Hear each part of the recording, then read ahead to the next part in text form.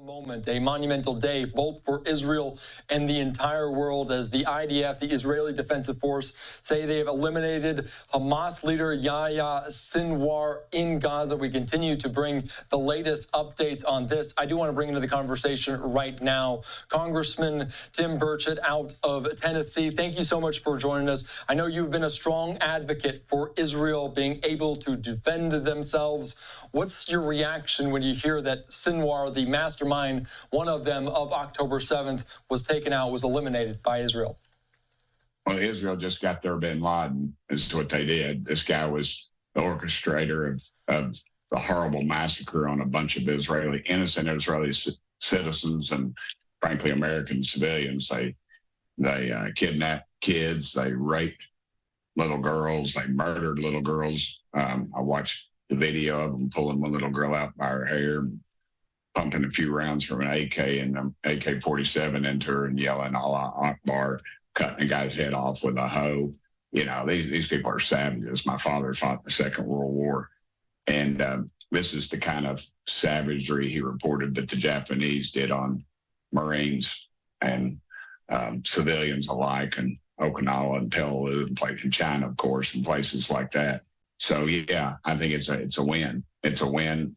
If I was a member of Hamas right now, every time I heard a cell phone go off or a pager, or I started my car, or I heard something behind me, I'd be a little nervous. Yeah, this changes the complexion of that whole conflict in a big way. And of course, Prime Minister Netanyahu said this is a bad day for evil. And talk about maybe what's to come next, because there's still a push to release hostages. How more confident are you in this moment that a ceasefire is possible, that it's a possibility that hostages are returned? Well, I think a lot of the hostages are dead, frankly. But I think we're getting closer to an end, obviously, just by the calendar running out. But I would think they're going to have to, these guys are measuring their lives in minutes now. They've killed them all off pretty much, and they'll stop at nothing to get to them. And they showed how brave and courageous they are in just going in and getting these folks. So I would think the smart move would be to sue for peace and work some backroom dealings. I wouldn't be surprised if that was going on right now. But if they want peace, all they got to do is stop shooting at the Jews in Israel, and they're going to be fine. I mean, they can walk away from it. But if they don't, it's going to continue on, and it'll just get bloodier and messier. It is very, very complicated over there. Do you have a timeline in your mind now that Sinwar has been eliminated that you hope this conflict can be wrapped up? Is there something that you're optimistic about in terms of that, just the timeline? Well, Hamas has got to declare a new leader, and we might not even know who that is. And the apparatus they have to do that has been greatly shook up. And I suspect there's targets on other people's head. And I know there are. And they'll be eliminating them. And so I would say the ones that are left they're either going to die a martyr or they're going to sue for peace. And that's their only choice to make, because they've got their number. They've closed in on their apparatus. The thing we got to worry about is the funding mechanism. Funding, of course, Iran, we've allowed their oil, and Joe Biden has told them not to bomb their nuclear facilities because they're for energy. Well, they're not for energy. They're sitting on the largest oil supplies in the world. And, Trump would have never made that call. He would have said, blow the hell out of them. Our intelligence is going to help you pinpoint them.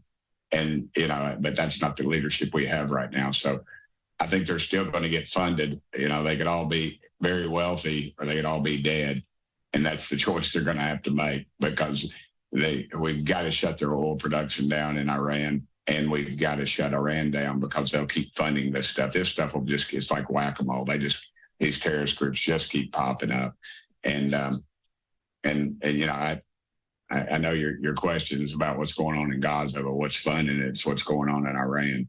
Yeah. And until we have real leadership in our White House, we're not going to see an end to this thing. Yeah, and let's get into that, because as Yahya Sinwar is eliminated, it is closer to the end, but it is not a definitive end to this conflict in Israel, in Gaza as well. Is there any concern in your eyes after Sinwar is eliminated that Iran could make another move?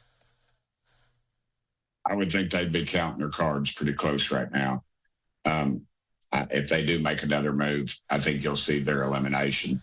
And two, you're going to see a regime change. You heard Bibi or Leader Netanyahu say just a few weeks ago that there was our enemy is not Iran's people, it's their leadership, more or less, is what he said. I'm paraphrasing that.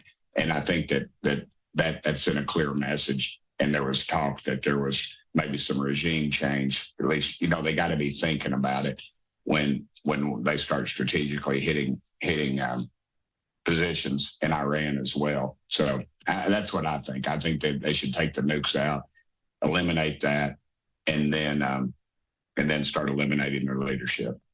All right, a very big day, a big day for Israel, big day for the world as the IDF eliminating Yahya Sinwar. Representative, thank you so much. I appreciate your time and your insight here on Live Now. Thanks again.